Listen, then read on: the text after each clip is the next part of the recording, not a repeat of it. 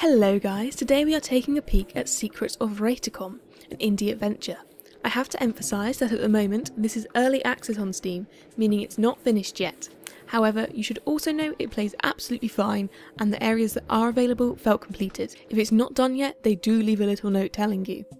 Anyway, on to what it's actually about.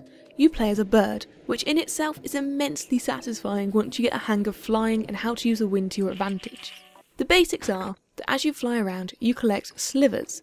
These in turn are inserted into these pillars which give you a shard. Collect these at the main starting area and you will start opening up things hidden there. You will also come across plenty of Rune Stones, which are undecipherable at first. As you find secret areas and explore each level, you will slowly unlock the translation of these one letter at a time. Areas flow smoothly onto each other, yet all have a different feel to them. Some take place predominantly in the sky, others in heavy forests or even swamp-like territory. It's not as simple as it seems, as you do face more adversaries the deeper into the world you go. These range from clouds of mosquitoes to hawks and jackals. The environment itself can hurt you if you're not careful. Even going to collect a shard is not always as simple as you might assume. Fortunately, if you ever get into any trouble, you can just uproot saplings for more health, or find it from smashing pots and skulls. The enemies can be taken out of action. You can lure them into spikes or each other, drop things on their head, trap them, it's really up to you. If they ever get a hold of you, it does cause a brief moment of panic, but everything I encountered let me go after a small gnaw on my legs. There was never a point where I came close to dying, although you do have a limited number of lives. You should probably be fine as long as you keep moving. Make use of the wind currents to really pick up speed, and dive away with a few fancy spins for maximum style. The puzzle-like areas throughout the game are not challenging and often require you to just explore the land around you. To open new areas, you need to complete things such as constructing statues. However, there are often multiple ways out of a level, so you do have choice on where you wish to proceed to. The graphics themselves are a very unique style that lends wonderfully to the game. It's almost origami-like in appearance and makes good use of colours.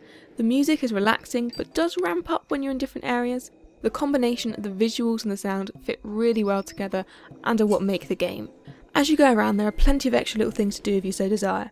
You can rescue birds and return them to their nest, free trapped animals, or lead them to their death to protect yourself. The pacing of the game feels good. Just as I was comfortable enough with something, it would be required. For instance, it gives you time to adjust to flying before making you play Indiana Jones down this tunnel of spikes. You learn quickly what to look for to progress and how to handle hostiles. Control-wise, it feels natural. For the majority, I use an Xbox controller as a gamepad was recommended. The triggers do not work, use the bumpers instead for grabbing and diving. I did switch over to the keyboard just to check it out, the controls work just as advertised there. One thing to mention is there is no map. I certainly didn't feel the need for one, but if you have a terrible sense of direction, you could find yourself going in circles. This is not a game to just rush through, it's a casual, beautiful game, and time passed surprisingly quickly while playing it. I felt it did a good job at pacing new challenges, and while there was obviously some repetitiveness with steps to take in each area, there was also something relatively fresh to do for each shard. Do keep an eye out for hidden passages as you go. Sometimes you can pass through rocks that look solid. I felt these could be a little more obvious, as I flew around smashing my beak into all the cliffs looking for secrets as soon as I realised I'd missed them. There's also a nice stat page which can tell you how many poor, innocent creatures you have murdered, among other, less guilt-ridden things. All the runes did a good job of intriguing me, and I will certainly finish it off and get the full translation for them to uncover the secrets. This game is consistent with its atmosphere and certainly does a great job at feeling like you are actually flying, not just walking in the air. It's also varied enough to keep you interested and on your toes, so I recommend it if you are looking for something a bit different. I put a link to the Steam page in the description, so give it a click if you liked what you saw. Once again, remember it's not fully completed yet, but so far so good. Thanks for watching!